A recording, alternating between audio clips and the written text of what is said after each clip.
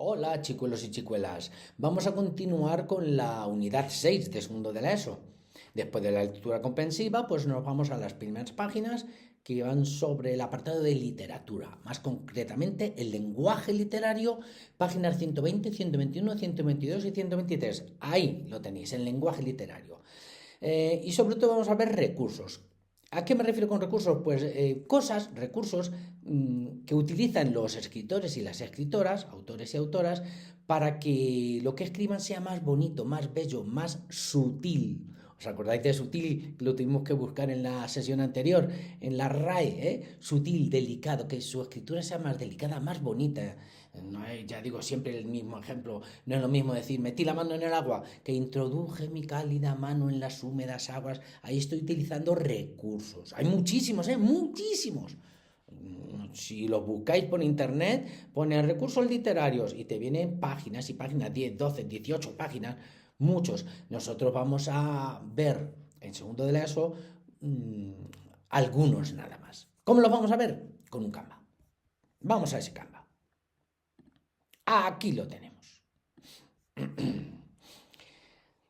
Los tengo en distintos colores. ¿Por qué? Porque, bueno, en el libro también te viene como en diferentes grupos. Unos van a ser del lenguaje figurado, los que son de este colorcito, así, azulito, malva.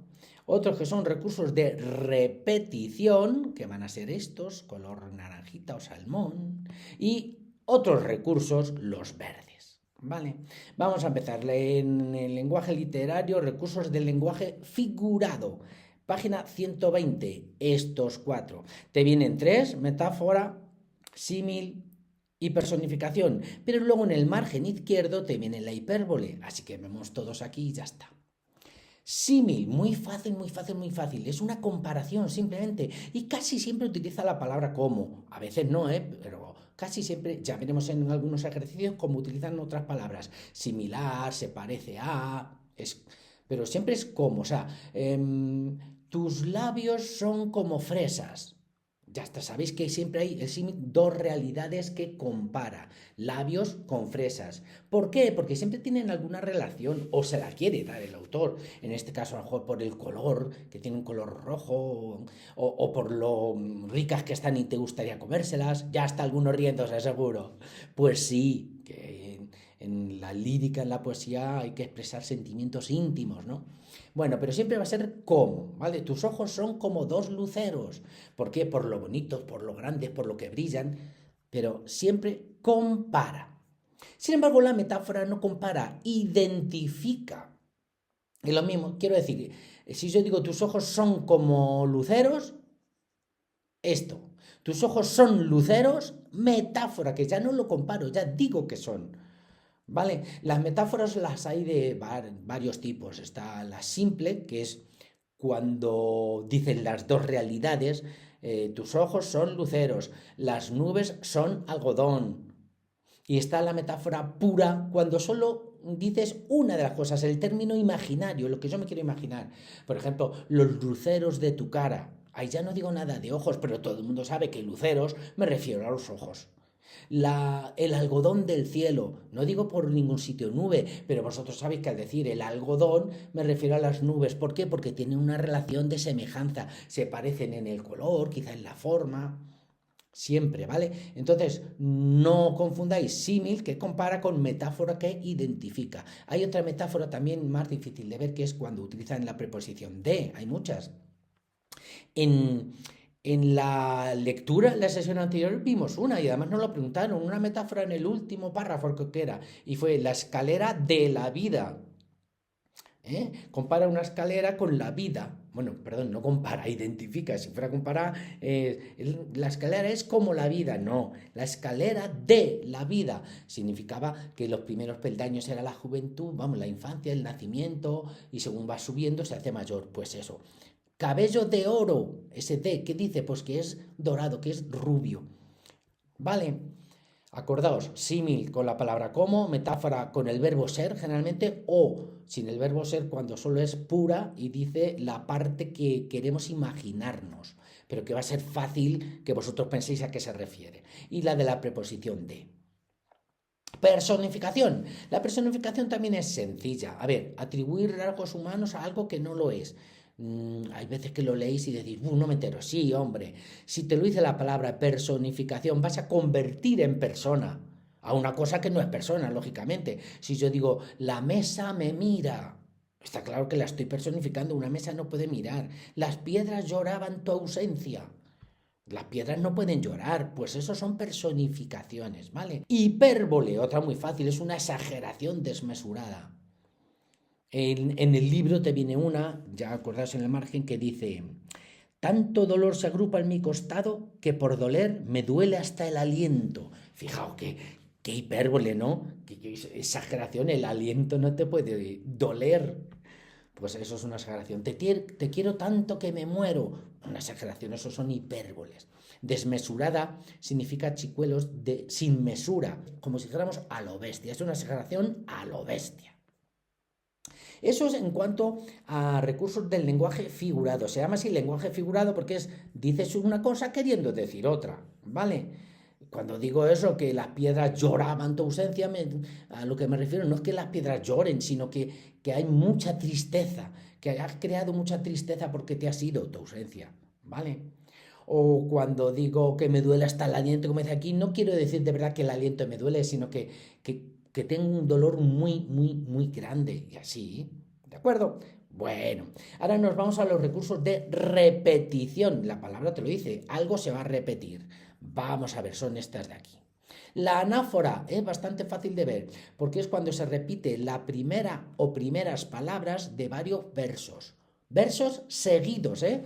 Es decir, si tiene 4 versos una estrofa, no puede estar, pues mira, el verso 1 y el verso 4. No, verso 1 y 2, o verso 1, 2 y 3, o verso 3 y 4. Eso en lírica, que es donde más se dan. Si es en prosa, es decir, cuando no es verso, cuando no es poesía, está escrito todo seguido, pues es en 2 oraciones que empiezan por la misma o las mismas palabras. Pero se da sobre todo en la lírica, ¿vale? Cuando 2 versos, o 3 o 4, empiezan con una o varias palabras igualitas. Como luego vamos a hacer ejercicios, nos vamos a dar cuenta y los vamos a saber identificar. Aliteración, que le tengo aquí arribita, ¿por qué? Porque no lo tenía yo como las más importantes y es difícil de ver y no suelen aparecer muchos. Pero bueno, una aliteración, como es un recurso de repetición, como todos estos, es que se repite. Aquí se repetía una palabra, ¿no? Pues aquí se repite un sonido. Fijaos, no es ni siquiera una letra, porque la B y la V suenan igual. Si se repite muchas veces, si en una poesía o en unas frases cortas, oraciones, oís mucho una misma letra, un mismo sonido, eso va a ser una aliteración. A ver, la más famosa es el perro de San Roque no tiene rabo porque Ramón Rodríguez se lo ha cortado. Dices, uy, ¿cómo suena la R? Sí, vale, es la R, la aliteración de la R. O el suave silbido de la serpiente silbaba, la S, sí, pero ya digo que es difícil de ver y no aparecen muchas, pero bueno, que sepáis que es una aliteración. Aquí me sobra un paréntesis que lo voy a quitar ahora mismo, antes de que me lo digáis, ya está quitado. Y el asíndeton lo digo para que cuando veamos el polisíndeton, que lo vamos a ver ahora mismo, venga. El polisíndeton también te viene en el margen, ¿eh? Aquí en este caso en el margen derecho. Polisíndeton y asíndeton, te vienen los dos. Esto es fácil, ¿por qué? Porque os fijáis en poli y en a. Mucho síndeton, no síndeton, no. Ateo es sin Dios, no crea a nadie, ¿no? Amorfo, sin forma. Anormal no es normal. A veces no es un insulto, ¿eh? Puede ser porque es muy destacado. Y poli es mucho. Polideportivo, muchos deportes. ¿Y qué es síndeton? Te lo estoy diciendo aquí. Conjunciones. Cuando hay muchas conjunciones, y pongo entre paréntesis la Y porque casi siempre es la Y, es un polisíndeton. Es decir, si estáis leyendo tanto en poesía, que generalmente es donde más aparecen todos estos recursos, pero en prosa también, y ponéis, y cogió, y vino, y llegó, y me abrazó. Dices, uy, ¿cuántas veces ha puesto la I? Polisíndeton. Sin embargo, si no la pone ni siquiera cuando debe ponerla, que sabéis que es al final, ¿no? Entonces, si digo, vino, me abrazó y me besó, porque es la última, perfecto. Pues si no lo pone ni ahí, va a ser un asíndeton, que no utiliza conjunciones. Utiliza muchas comas, pero no conjunciones.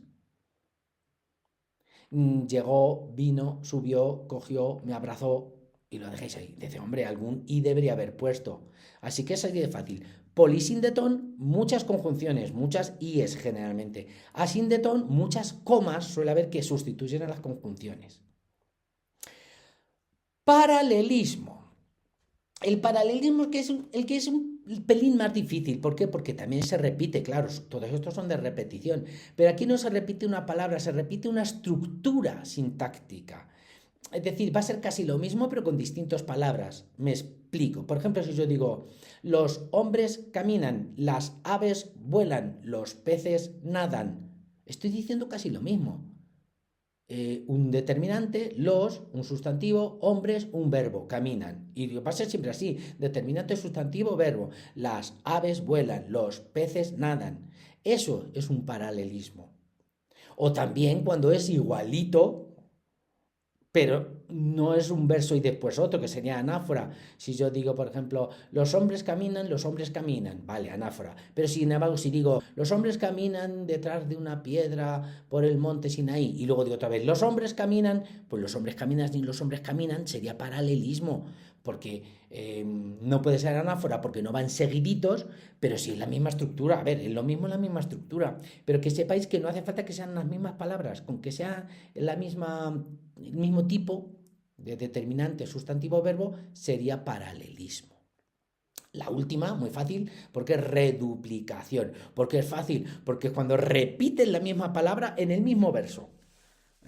Aquí hay un ejemplo muy bueno que era el de Luna, creo, porque de Federico García Lorca da gusto. A ver, reduplicación. Huye luna, luna, luna. Fijaos 3 veces, te la he repetido seguidito. Huye luna, coma, luna. Está claro que eso son reduplicación, cuando está la misma palabra en el mismo verso. ¿Vale? Bueno, ya tenemos los de lenguaje figurado y los de repetición. Ahora vamos a los otros. Tenemos aquí la paradoja aparte, ¿por qué? Porque viene en el margen del libro. Estos otros 4 sí vienen, pero son fáciles, creo yo. Antítesis. Antítesis es cuando contrapones 2 palabras opuestas. Por ejemplo, cómo se pasa la vida, cómo se viene la muerte. Ahí tendríamos 2 recursos, porque puede haber mucho, ¿eh? Como los 2 empiezan por la palabra cómo, el primer verso, cómo se pasa la vida, el segundo verso, cómo se viene la muerte. Tendríamos una anáfora, que empiezan los 2 igual, cómo, pero luego tenemos una antítesis, porque es vida, muerte. 2 palabras muy juntitas, totalmente opuestas, ¿verdad? La interrogación retórica es muy fácil porque casi todas las interrogaciones van a ser retóricas en las poesías. Es una pregunta que no espera respuesta. Hombre, si en la poesía te viene, ¿de qué color es el cielo? El cielo es azul. ¿No sería una interrogación retórica?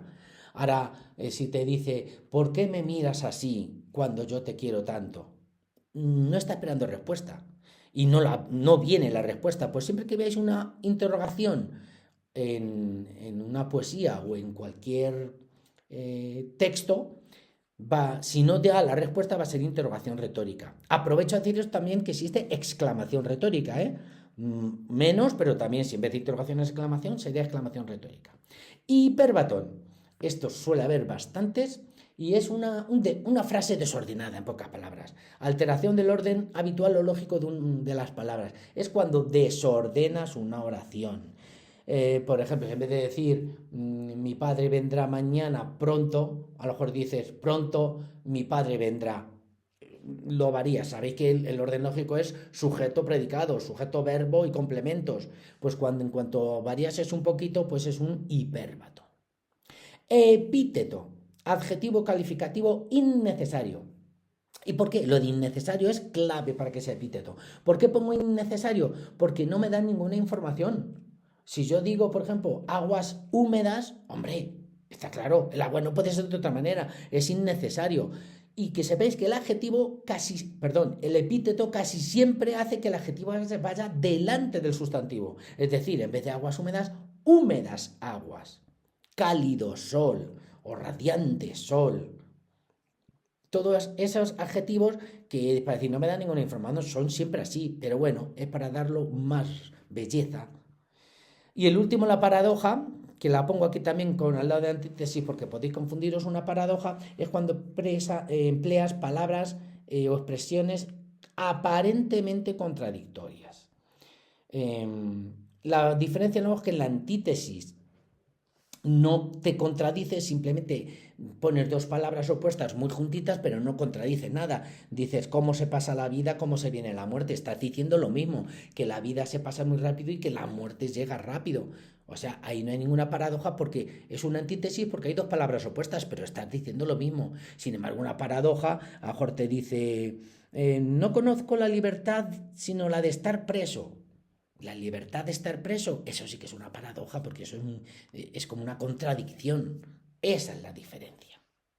Bueno, pues, chicuelos y chicuelas, aquí hemos explicado así las 3 páginas que son, así que vamos a hacer un poquito los ejercicios.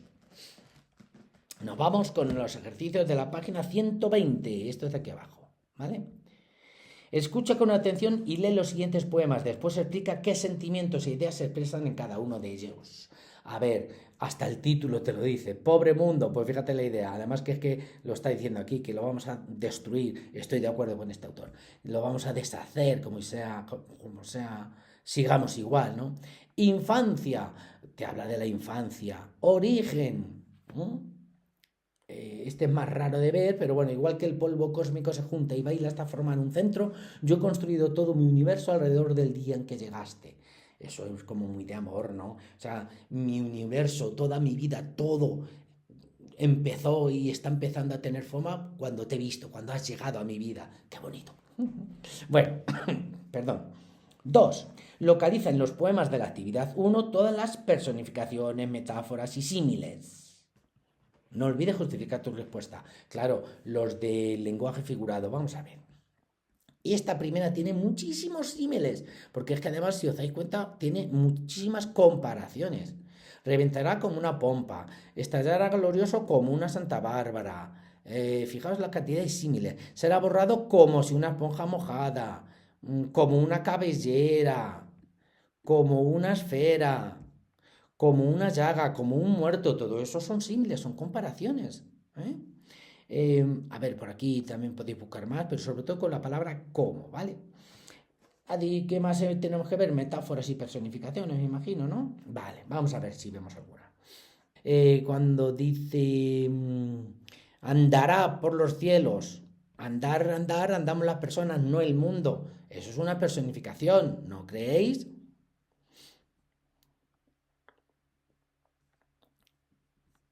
Vamos a ver, infancia. La infancia en memoria es un derroche. Fijaos, ya, con el verbo ser lo que va a hacer sobre todo son metáforas, porque identifica una cosa con otra. La infancia es un derroche, es una inmensa fortuna, es una flor. Eso son metáforas, todo. Cuando identifica son metáforas. ¿Vale? Mira, la que os decía, la infancia se parece a esos regalos. Esto sería un símil, aunque no utiliza la palabra como, pero está comparando. Es como si dijera, la infancia es como esos regalos. Bueno, pues esos son símiles.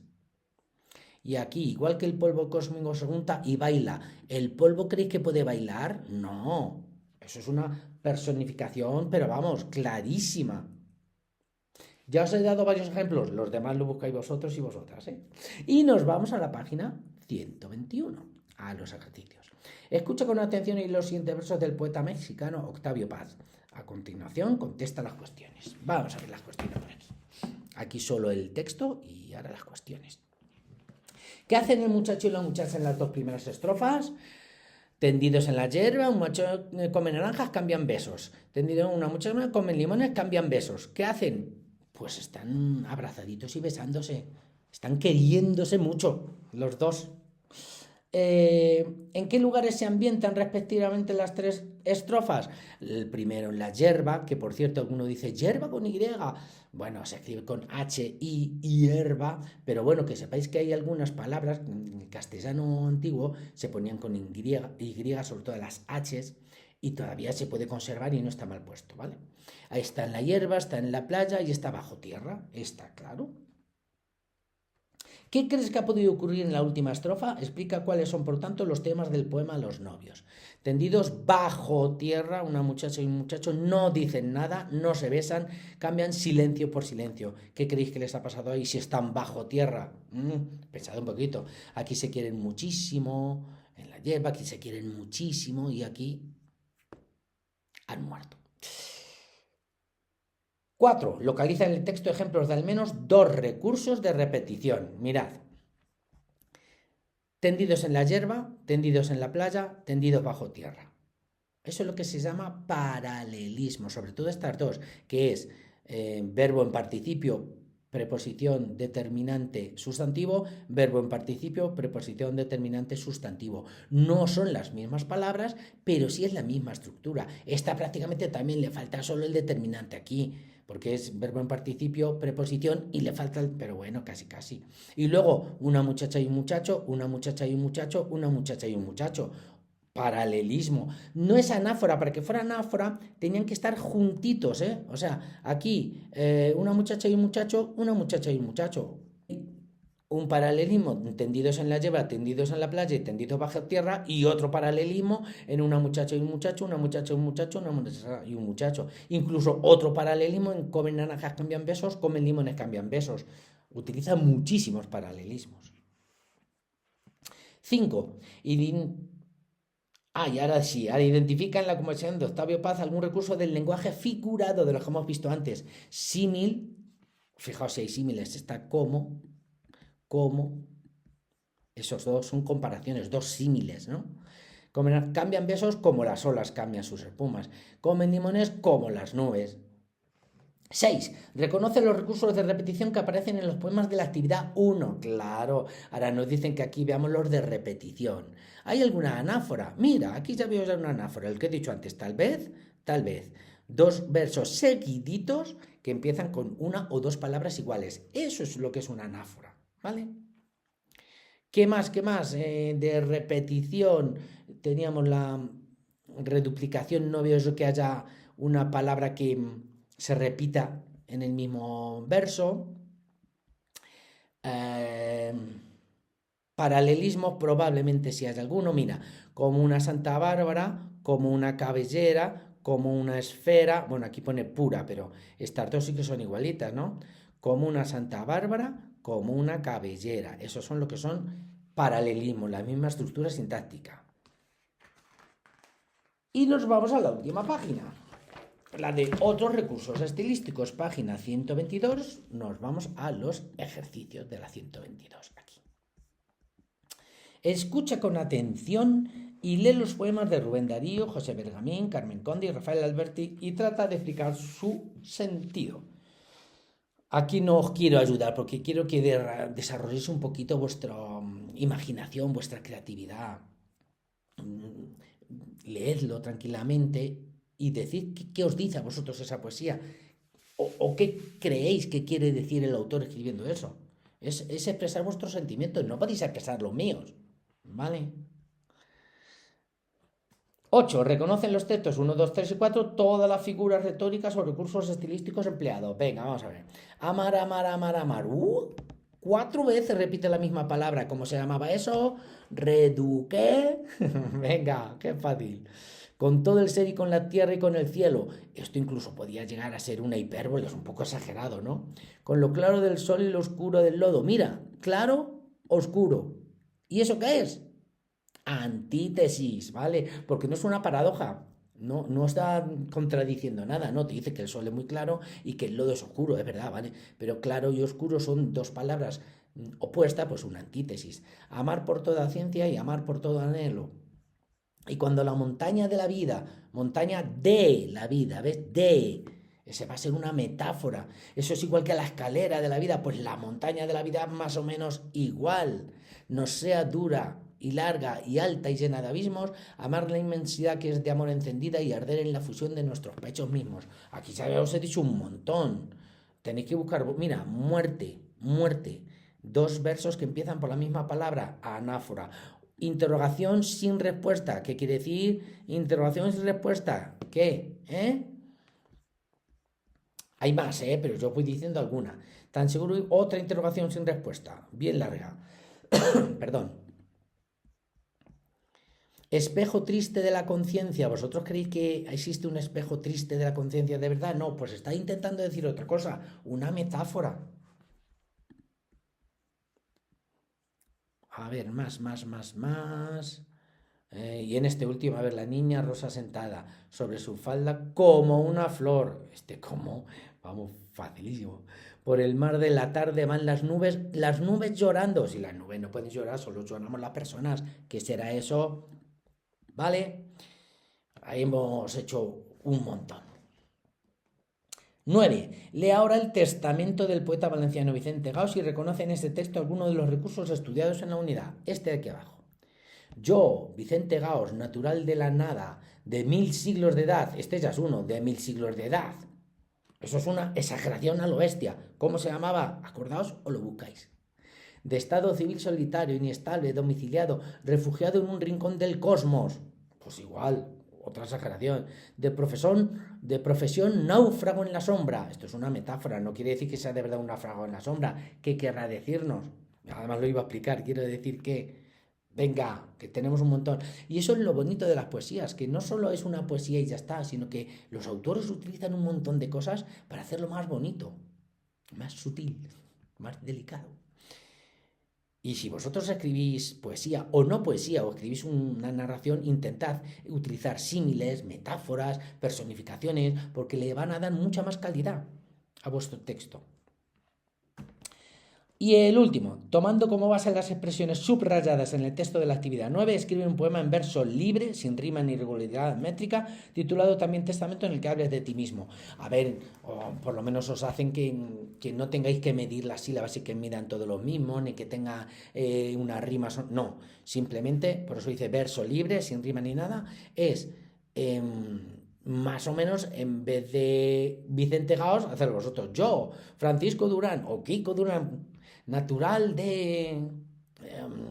vamos a intentar hacerlo bonito, no vais a hacer natural de Toledo, de 60 años de edad, de estado civil casado. No, hombre, hacer como esto, hacer metáforas, símiles, comparaciones.